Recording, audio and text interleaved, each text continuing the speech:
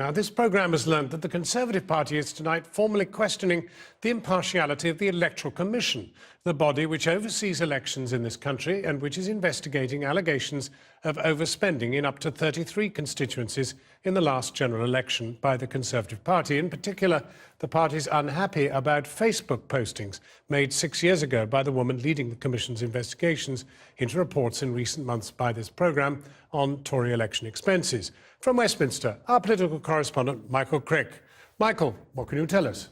Well, relations between the Conservatives and the Electoral Commission seem to have got a whole lot worse. The Conservatives, I understand, have sent a stiff letter to the Commission complaining that the head of compliance at the Commission, in their views, is not impartial.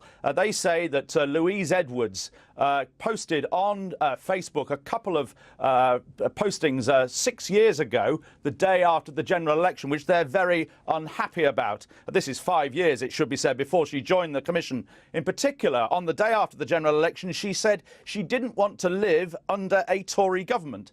She also said, just can't understand what people were thinking. Do they not remember that the Tories before? Now, the Commission tonight say that they're satisfied that they have acted with complete impartiality. And one should remember that a judge in Kent last week decided that the Kent police should be given more time to investigate Tory expenses in Thanet, and said that the circumstances presented to him by Ms Edwards were wholly exceptional. Meanwhile, the Conservative MP Charles Walker has written to the Commission asking them to look at spending by the Liberal Democrats, the SNP and particularly Labour, which he says was similar to the Conservatives. One should stress, of course, that all parties deny any wrongdoing.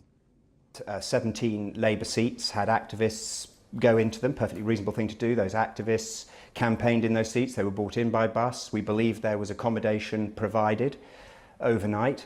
And again, if the Electoral Commission has concerns about our use of accommodation and battle buses, surely those concerns should apply to the Labour Party just as much. And I'm not suggesting for a minute that the Labour Party's done anything wrong or we've done anything wrong, but there clearly seem to be questions for all political parties to answer. Charles Walker, Conservative MP.